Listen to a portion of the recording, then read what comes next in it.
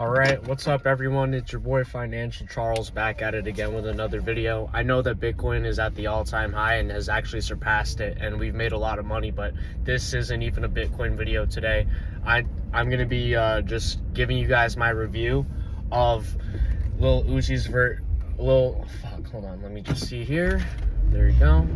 Alright, I'm going to be giving you my review of Lil Uzi Vert's newest album, Eternal Atake 2, and I made that Pink Tape review.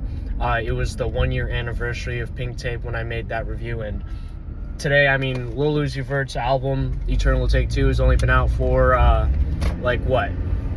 probably a week or something. It's been like a week at this point, and I've been listening to it front to back every single day ever since it's been released, and ever since the first day, I thought that this was Uzi Vert's best album of his career, and everyone is not going to agree with that.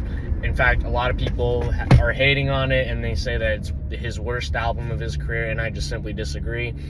Ever since day one, I thought that Eternal Atake 2 is his best album that he's ever made, and I still think that, and I've been listening to it front to back every single day. I've been replaying it over and over and over again, and let me explain to you why I think that, Eternal Atake 2 is his best album. And this is coming from someone who, I've been listening to songs off of Love Is Rage 2 every single day for the past 7 years straight. I remember, I've been obsessed with Lil Uzi Vert, and he's been my #1 favorite artist ever since his only albums were Love Is Rage, Lil Uzi Vert versus the World, and Perfect Love Tape. I remember the era where we were anticipating Love Is Rage 2, and I remember it was like 2017. I was mad at Lil Uzi Vert because he kept on delaying Love Is Rage 2. So I've been a diehard fan. He's been my #1 favorite artist ever since before Love Is Rage 2 even released. And when Love Is Rage 2 finally released, I remember the day of, I was so excited for the drop and stuff. And when I first heard Love Is Rage 2, I thought it was a perfect 10 out of 10 with no skips. And he was easily just the best artist at the time. And even to this day, Love Is Rage 2 is a perfect 10 out of 10 album. So that says a lot about Eternal Atake 2, because I think Eternal Atake 2 it might even be better than Love Is Rage 2. In my personal opinion, it's his best album. And let me explain why. The flaw that most people have when they're saying that, oh, Lil Uzi Vert, Pink Tape is his worst album and Eternal Atake 2 is his worst album, is because these people that are saying that, they're going into it with the mindset of, oh, this album better be what I want it to be. You know what I'm saying? You're setting expectations for an album, and when you do that, you're setting yourself up to be disappointed. You're setting yourself up for failure. And I can speak with personal experience from that because, hold on, let me straighten out this camera. I could speak on that with personal experience because I was one of those fans from 2018 and 2019 that I was heavily anticipating the release of Eternal Atake 1, the original Eternal Atake. And I remember he was delaying that album for years and years, and there was even a time in 2019 where I passionately hated Lil Uzi Vert because I was just so angry at him because he kept on delaying Eternal Atake, and there was no sign that it was ever going to come out. He was still my #1 artist that I always listened to, you know what I'm saying? But I just hated the fact that he was just ghost mode. He didn't have any updates for us or anything like that. So when Eternal Atake 1 finally came out, I was so mad at it, and I hated it because the album cover was not the original album cover. And not only that, but I went into Eternal Atake 1 with the mindset of, oh, he better have those melodic, he better have melodies on this album, and he better have those video game sounding beats. He better have those the space sounding beats. He better do that, or else, you know what I'm saying? So when I first listened to Eternal Atake 1 in March of 2020, when he surprise released it, I hated Baby Pluto, because what that song was he reused the beat from As Fast As You Can, which was one of the highly anticipated snippets, right, from that era, and he just completely redid it. And like on the original song, As Fast As You Can, he had melodies, he was singing in that, and then in Baby Pluto he was just like fast rapping, and I was so pissed because I was like, dude, this is not what I wanted the song to be. And then Low Main was good, but I was pissed because it was not the vibe that I wanted it to be. And then like Silly Watch, I was so angry. And Pop, I was so angry. Homecoming, I was so angry because I'm just like, this is not the Eternal Atake that I wanted, you know what I'm saying? Like, he's just rapping on hard beats, and I hate this. Like, I wanted the melodic Uzi, I wanted the video game Uzi, I wanted the outer space video game Uzi. This is not the Uzi that I wanted. So then once I'm Sorry and Celebration Station and Bigger Than Life came, I was like, this is the Uzi I wanted. This is what I wanted from Uzi. I wanted the beep boop boop bop. I wanted the video game Uzi. I wanted the outer space singing Uzi, you know what I'm saying? So, like, just having that mindset going into Eternal Atake 1, that's what ruined it for me. And even to this day, like, I don't go back and listen to Eternal Atake like that, but I always, every single day, I listen to Love Is Rage 2, or it's like, you know, songs from Love Is Rage 2. So, like, I'm telling you, like, when you go into the album with the mindset of, oh, this better sound like how I want it to sound, you're going to set yourself up for failure, and you're not going to enjoy the album. And that's why most people hated Pink Tape. Most people hated Pink Tape because they went into it thinking like, oh, the snippets that I heard, they better be on there, they better be on there. And then when they're not on there, now you hate it, now you hate it. That's the exact reason why I hated Eternal Atake 1, because I was like, oh, Pour Me Numb better be on there, Zoom better be on there, Of Course better be on there, or else, you know what I'm saying? So, you know, and Big Watch better be on there, Fake From The Jump better be on there, you know what I'm saying? Like, all these snippets, like Zoom, Kobe, Lotus, Myron, like, obviously he came out with Love vs. the World 2, which he released all those Grail snippets, but, you know, that's my original listening of Eternal Atake 1, like, that's why I hated it, because all the anticipated snippets that I wanted on there, they weren't on there. So, when I listened to Pink Tape for the first time, you know, I was so happy. I was so happy with it, and I thought it was one of his best albums, and I enjoyed it thoroughly. Like, I thoroughly enjoyed it way more than Eternal Atake 1, even though everyone else, they don't think so. Everyone thinks Eternal Atake was better than Pink Tape, but it's because you went into listening to Pink Tape with the same exact mindset that I had listening to Eternal Atake 1 for the first time. You had high expectations, and you set guidelines for yourself for what the album is supposed to sound like before it even came out. So when Pink Tape doesn't sound like how you want it to sound, now you hate it. And that's exactly what happened with Eternal Atake 2. That's why every single person is hating it. They're like, oh, this better sound like Eternal Atake 1. This better sound like it, blah, blah, blah. But once you allow yourself to step outside of the box of your own expectations, now you are finally allowing yourself to enjoy the music, instead of, like, when you go into it with expectations, you're pretty much grading it. You're grading the album. So of course you're gonna give it a low grade, but instead of just grading it, you should just go into the album with the mindset that you're just going to enjoy an album by your favorite artist. That's why I love Pink Tape, and that's why I loved Eternal Atake 2. So let me break down my reaction. I know that was like just straight 8 minutes of just prefacing. I didn't even review Eternal Atake 2 yet, but I'm going to get to there.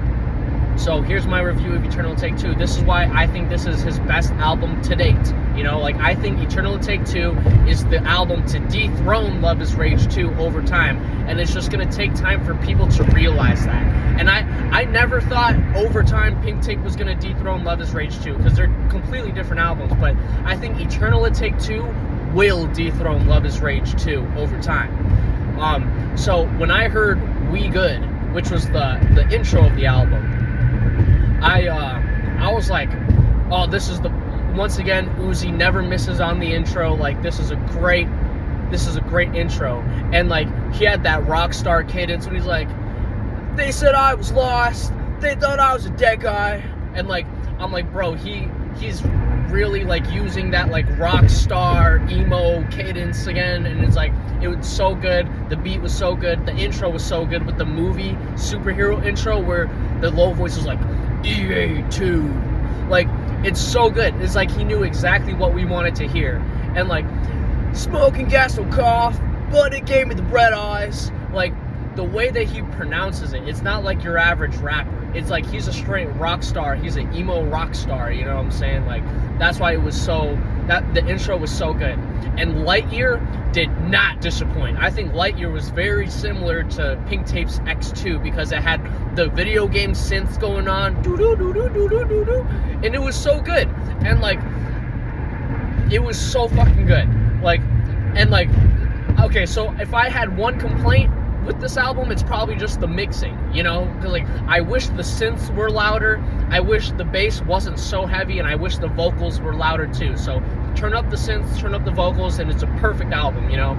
But I think like Lightyear was a perfect song as well. Like it was a perfect second song to the album where it's like it gets you hyped and it's exactly what you want to hear from Uzi. You want to hear that video game, outer space type sound, you know? And like he killed it. It was amazing. Now, Meteor Man. I know a lot of people are hating on Meteor Man, but I think Meteor Man was the perfect introduction to low voice Uzi. And I'm so glad that Uzi didn't announce Eternal Atake 2 until 1 week before, because like we had zero idea what to expect from this album. And let me tell you, like a low voice Uzi was the last thing that I expected. I did not expect a low voice Lil Uzi Vert. And when I first heard the low voice Uzi on Meteor Man, I was like, oh, this is so amazing, because what he's doing is he's competing with Cardi's low voice. And when Cardi's low voice came out, for me, I was like, yeah, I think it's cool that he's doing something new, but like, I think Cardi is known for his baby voice. Like, Cardi is not known for this low voice stuff, because now Cardi just sounds like every other rapper, you know what I'm saying? Like, I think the baby voice is what makes Cardi Cardi, so, but it grew on me. Like Cardi's low voice grew on me, and I just appreciate it for what it is. Like, and what it was is like that low voice is 2024 music, you know? Like, and Lil Uzi Vert is here sharing with us his 2024 music, you know?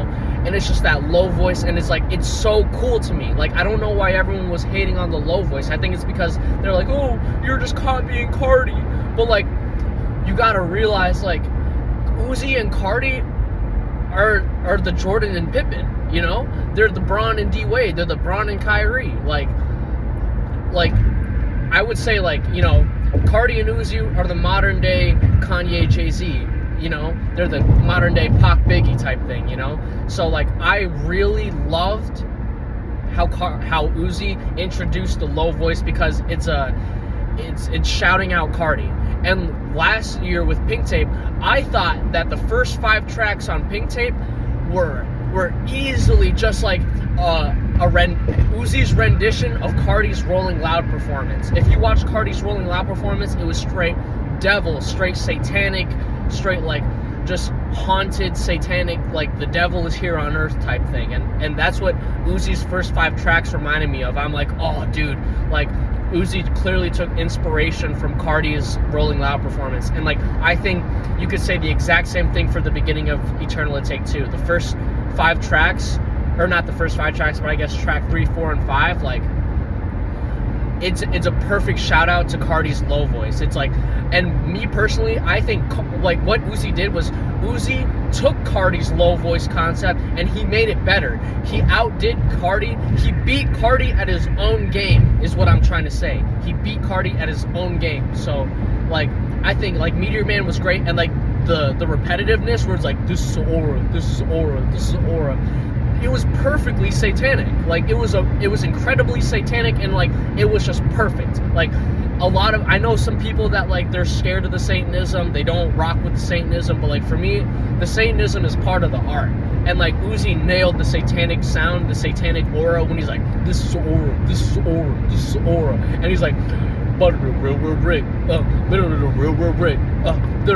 real brick. Like, that's so good. It's so good. And like, people are mad, and I think like people didn't like it because like, oh, what is this? This isn't the singing Uzi. Like, it's not supposed to be the singing Uzi. If you want Love Is Rage 2 Uzi, go listen to Love Is Rage 2. It's already out. You know what I'm saying? Like, this man, it shouldn't be this man's job to provide you, like, Love Is Rage, a re-rendition of Love Is Rage 2. He's giving you 2024 music. You know what I'm saying? Like, it's not supposed to be 2016 anymore. You know? It's 2024. It's 2024, so let him give you 2024 music. If you want to listen to 2016, 2017 music, then go listen to Love Is Rage 2. Go listen to Perfect Love Tape. You know what I'm saying? I love Love Is Rage 2. I love Perfect Love Tape. But, like, I don't listen to this to, you know what I'm saying? So, I'm not expecting a 2016 Uzi, and that's where most of you went wrong, all you haters, you know what I'm saying? You want 2016 so bad, but, like, it's 2024. Just be grateful for the 2024 music, you know what I'm saying? So I thought Meteor Man was a perfect introduction to the low voice Uzi, to the new Uzi, the 2024 Uzi. And Paars In The Mars, I love that song so fucking much. I loved it when I first heard it, and I love it every single listen through, and I love it more and more with each time I listen to it. And I totally understand why people hate Paars In The Mars, because they're like, oh, he's just being repetitive. He's just being repetitive. But, like, the way I see it is, like, when he's like, like, he's like, wah, wah, wah, wah, wah, wah, wah, wah, wah, wah, wah, wah. For half the song, it's like, that's beautiful to me, because, like, what you're doing is you're mad about it because, oh, there's no lyrics. There's not supposed to be any lyrics. You know what I'm saying? Like, did you get mad at, like, back in the, like, 1700s, you know what I'm saying? Were they mad at Mozart for not having lyrics? No. It's not about the lyrics. You know what I'm saying? It's about the sound. Like, that's what music is. Music is not supposed to be an essay that you grade. Music is simply supposed to be sound. Like, so do you get mad at Mozart and Beethoven for not having good lyrics? No, there's not supposed to be any lyrics in Mozart or Beethoven. This is the exact same thing with Uzi Vert. Like, you're not gonna get mad at Uzi because, oh, his lyrics are not good. Oh.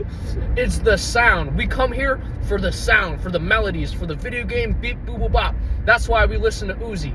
And I think what I really love about 2024 Uzi is, like, he's giving us a whole new aspect of Uzi. It's like, if you want melodic video game Uzi, go listen to Love Is Rage 2. Go listen to Perfect Love Tape. You know what I'm saying? Go listen to Eternal Atake 1, the middle part, you know? But, like, this, he's giving us new sounds that our ears have not been exposed to. That's the beauty of it. So it's like, wah, wah, wah, wah, wah, wah, wah, wah. Like, you have to listen more closely. I think that's what it is. Like, you're taking it as face value of, oh, all he's saying is wah, wah, wah. It's like, you have to listen to the sounds. You have to listen to his cadence. You have to listen to the emotion behind it. Like, there's a whole, like, layer of vocals in there where he's really going like, wah, wah, wah, wah, wah, wah. And he layers that on top of the low where it's like, wah, wah, wah, wah. And it's a symphony. It's a symphony of sounds. You know what I'm saying? Like, it's a symphony of sounds. It's a modern day symphony of sounds. Like, if you, this is not supposed to be a podcast, you know what I'm saying? Like, and I think in Amped, in Pink Tape 1, that's what he says too. Like, this ain't no little podcast. You know what I'm saying? Like, you're not supposed to be listening to them talk. You know what I'm saying? Like, music is sound. You're supposed to listen to the sound. You're not supposed to be listening to the words. It's the sound, you know? So that's why I really love Paars In The Mars. And I would argue and say Paars In The Mars is probably it's amongst one of Uzi's best songs of his career. But, like, everyone's going to disagree with that because, you know, they're like, oh, but it's not sauce it up. It's not the way life goes. Like, it's not supposed to be. It's not supposed to be. It's supposed to be a symphony of sounds. You know what I'm saying? Like, no one gets mad at Mozart for not having good lyrics. You know what I'm saying? Like, that's how I see it. Like, he's really a modern day Mozart. Like, he's breaking the boundaries of what you think music is supposed to be. You know what I'm saying? Like, he's reinventing music himself, and, like, it's so innovative that you're mad at it because it's not what you're used to. It's not what you're used to. You know what I'm saying? Like, people get mad at, like, you know, electric cars because it's not what they're used to. You know what I'm saying? People get mad at Bitcoin because it's not what they're used to. You know, it's like, it's something so profound that people are just scared of innovation. You know what I'm saying? Like, but watch, like, all the people that didn't buy Bitcoin, they're poor. They're poor. You know what I'm saying? Like, and they will continue to be poor in comparison to Bitcoiners over time. It's exactly like with Lil Uzi Vert. Like, it's new music. he's reinventing music, just like how Bitcoin reinvented money, you know? So moving on to the Rush, a lot of people are complaining that, oh, but Big Time Rush isn't even on there. It's like, dude, this guy is a rapper. This guy is a rapper. Did you really expect him to go on looking for a boyfriend? I see that. Like, come on, bro. Like, just enjoy it. Just enjoy it. You know what I'm saying? Like, just enjoy it. And like, I really enjoyed The Rush. I really enjoyed that song. It was such a good song. Like, I love the repetitiveness where it's like, bitch on Big Time Rush, bitch on Big Time Rush. And let me tell you, my favorite part about The Rush is I really love the raspy, moist, phlegmy vocals on there, where he's like, I feel like Ben 10, 10, 10, 10, 10 cent, got a rich in my wrist. Like, it's so good. And it, for me, I think like this was probably low voice Uzi at his peak, because like, it sounds exactly like low voice Cardi, and it is so fucking good. It's like, see, and the reason I think he's better than low voice Cardi is because it sounds exactly like low voice Cardi, but it's better because he has more, there's more details to it. He has the raspiness in the low voice and the moist, phlegmy soundingness when he's like, 10%. So good. And like, I love where he's like, bitch on Big Time Rush, bitch on Big Time Rush, and he just keeps on repeating that over and over. I think like a lot of people have the problem with the repetition, but I think the repetition is like, that's like, he's just cutting straight to the point. He's just getting straight to the point. You know what I'm saying? It's like, I think like that's what music is all about right there. It's like, he's cutting out the fat and he's just getting straight to the point with it. Like, he's not even trying to hide it. Like, this is what music is all about, and he's not even trying to hide it anymore, you know?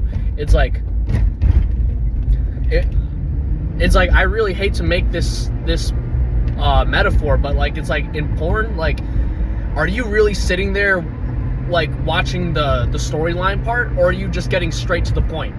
You know what I'm saying? And that's what Uzi is doing with his repetition, with bitch on Big Time Rush, bitch on Big Time Rush.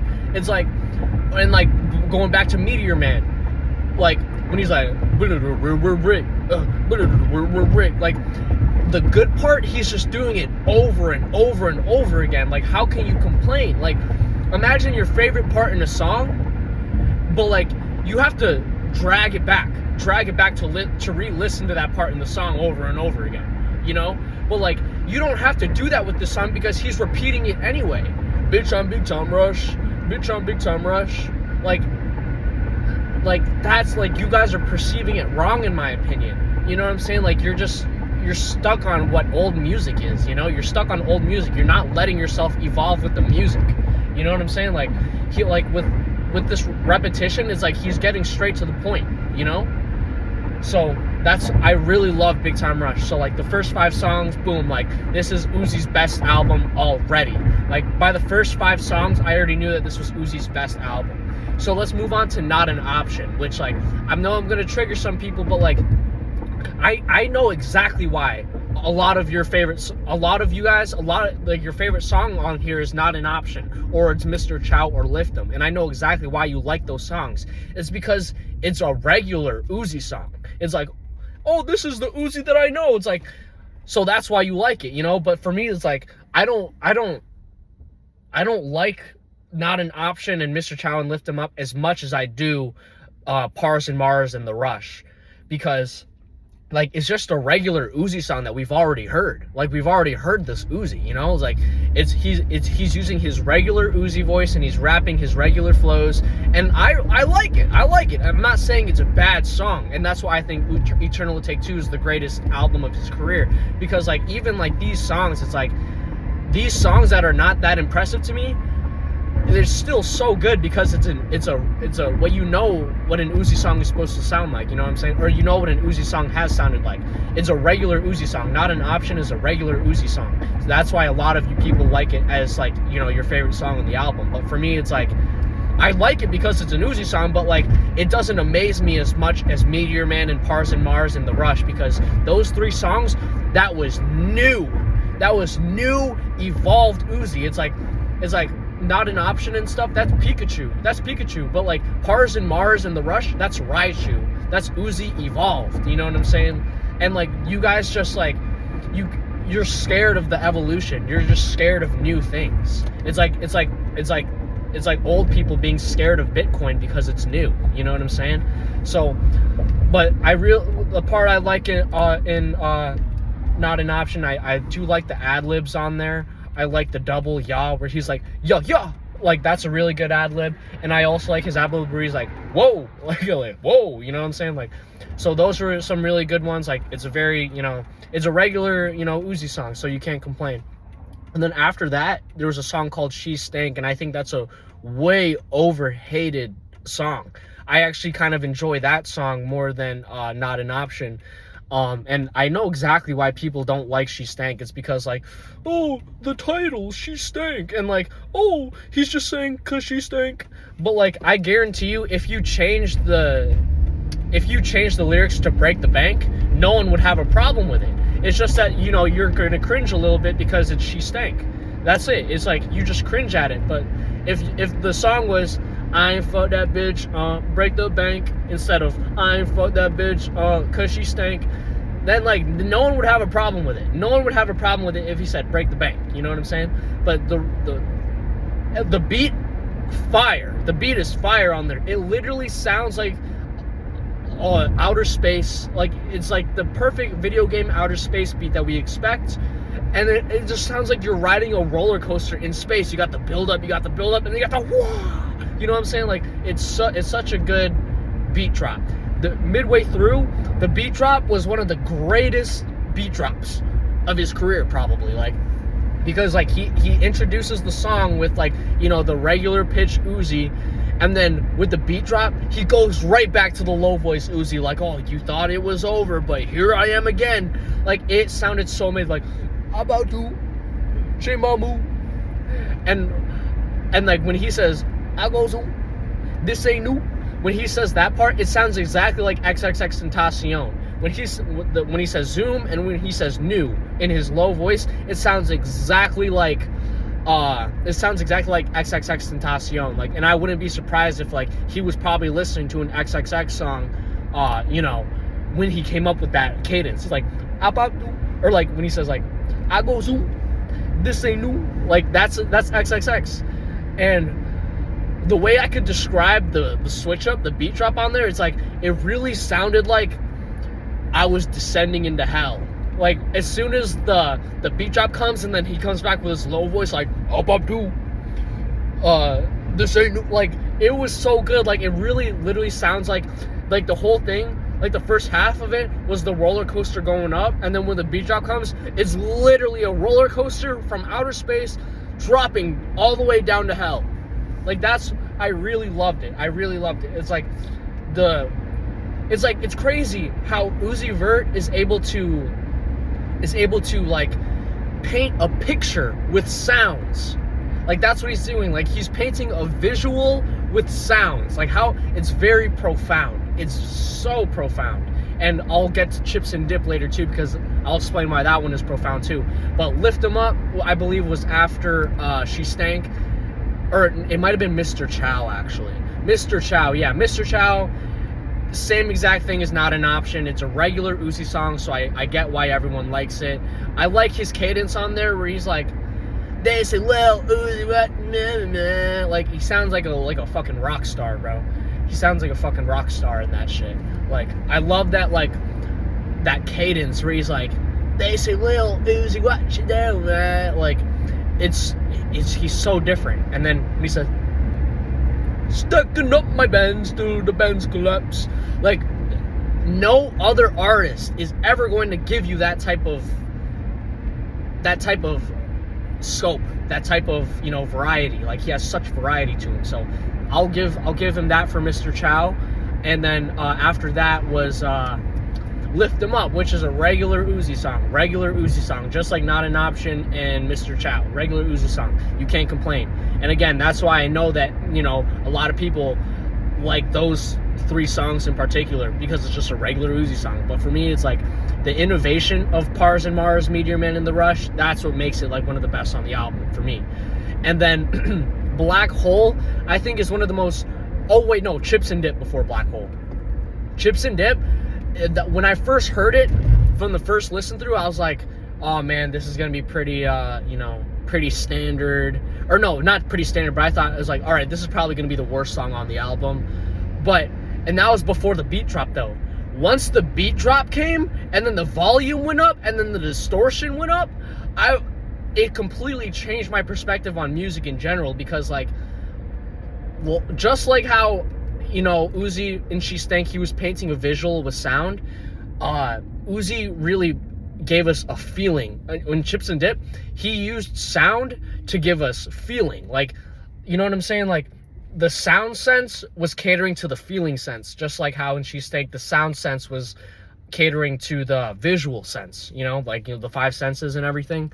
But like, once the vibration from the distortion and the volume increase came on, I was like, dude, he completely changed like what I expected from music. Like the way I describe it is, it's 4D music. Like, he added a whole new dimension to the music, you know what I'm saying?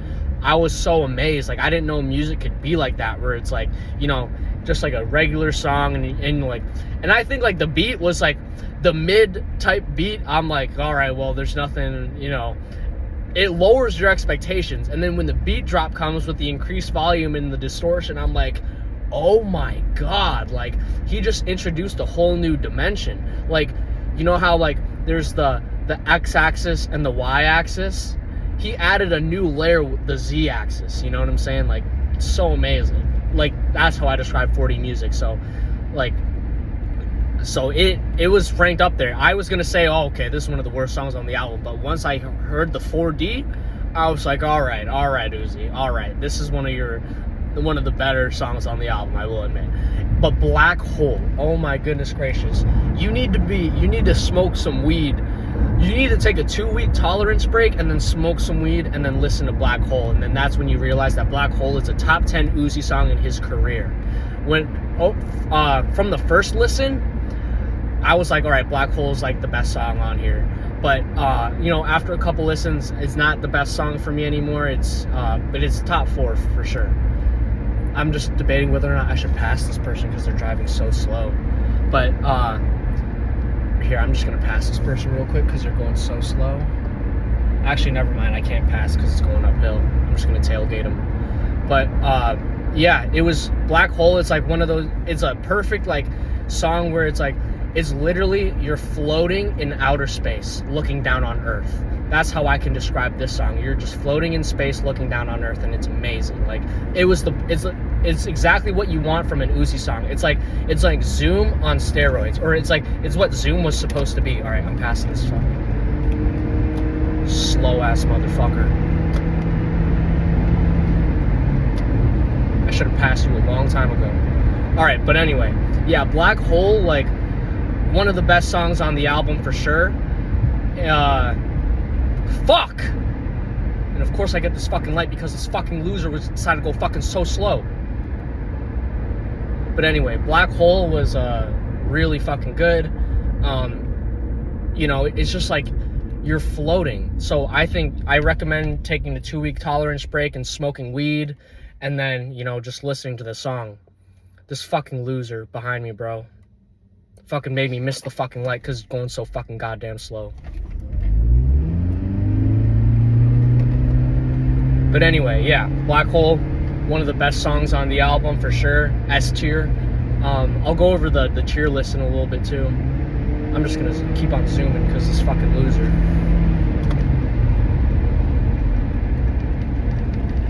Sorry, I'm being quiet. I gotta focus on the road a little bit. But yeah, the way I describe Black Hole is, outer space. You're just floating in outer space, looking down on Earth. And then like the initial beat drop on Black Hole too, it sounds like an explosion in space. It sounds like the Big Bang. That's how I describe it. It's like, poof, like during the beat drop, when the vocals come in, it's like, poof. That's how I describe it. And it's like the perfect low voice mixed in with the high voice. So, I think that was like probably low voice Uzi at his peak too, just like The Rush. And I just think like it's his most artistic song. Like Black Hole, I think it's gonna be like ranked similarly to The Way Life Goes in terms of Uzi's entire discography. Like, and I consider The Way Life Goes as like a top 3 Uzi song. So I think like Black Hole, it's easily a top 10. It might even be a top 5 of Uzi's career. You know what I'm saying? It's very underappreciated. Chill Bay was an incredible song. It's damn near a perfect song. Chill Bay was the next one. Perfect singing, perfect beat, perfect sample, perfect everything on Chill Bay. Chill Bay is also S tier. It's like such a good song, and I think like that is a song that many different types of people will like. It's a perfect song. It's like, it's so good.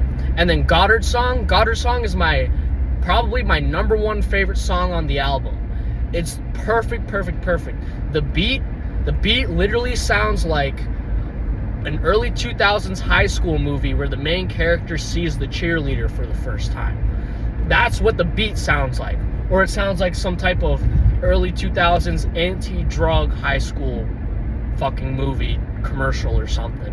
But like the way I would describe it, early 2000s high school movie where the main character sees the cheerleader for the first time. It makes me want to grow long hair and flip it around. You know what I'm saying? Like, I love that song so much. The vocals on that were perfect. The singing on that was perfect. Everything was perfect, you know?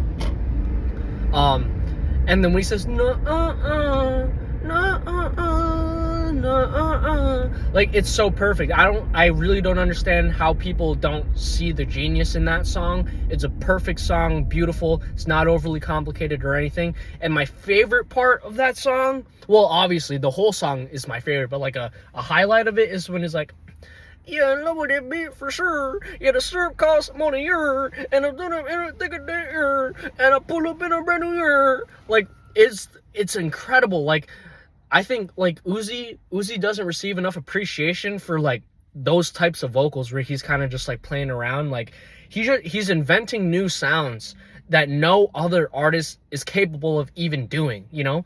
Like, who would have ever thought to say, the syrup costs more than year, yeah, the syrup thicker than year, and I pull up in a brand new year. Like, you already know what he's talking about when he pulls up in a brand new year. You know what I'm saying? He's talking about a Lamborghini Urus, you know? And the syrup costs more than year. Like, it's incredible. It's incredible. That song is perfect. That's my number 1 favorite song on the album. I'll rank my favorites at the end. And then, I'm not gonna lie, just to sum it up, the last 3 songs were pretty sleeper on me. Like, what was it after? Perky Sex is fine.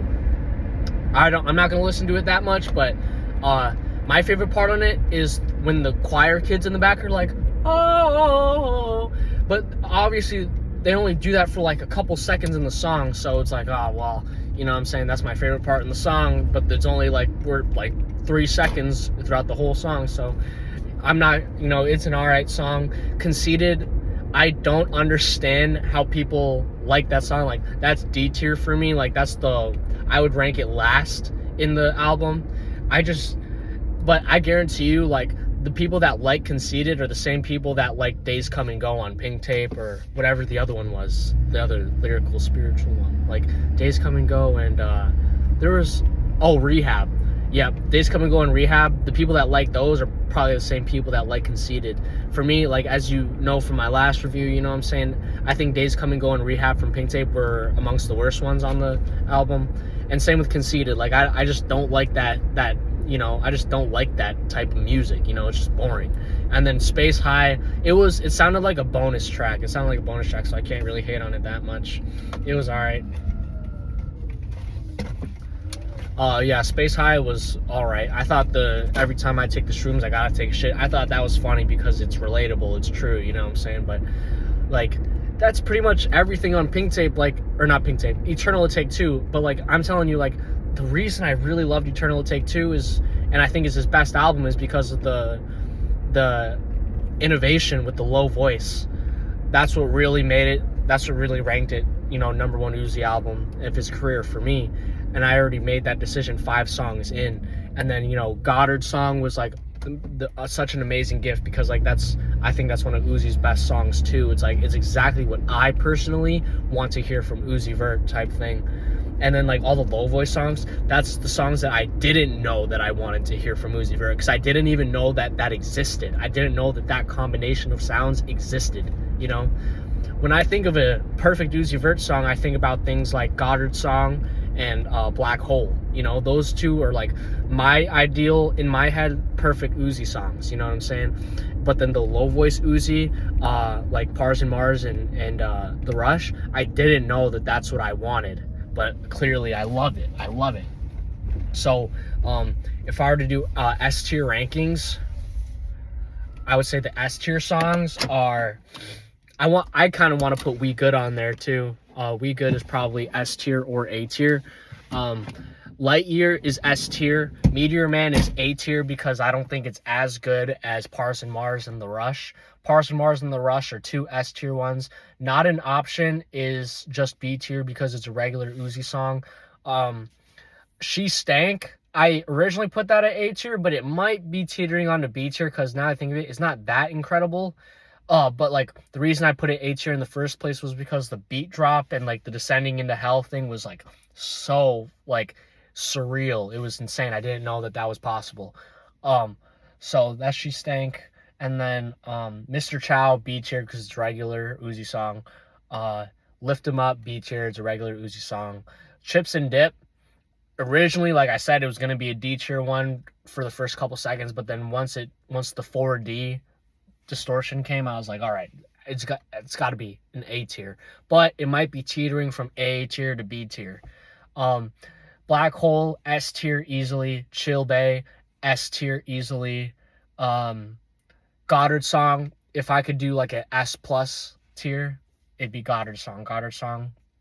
And then Perky Sex and Conceited are both C tier.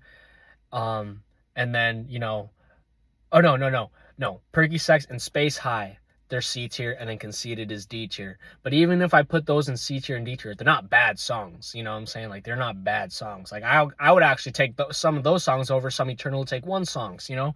But, like, the whole album as a whole, like, you can listen to the whole thing from front to back, and I think that's what's really cool about it. Like, you can listen to it, you know, in order, and that's not really... Like, you couldn't do that with Pink Tape, really.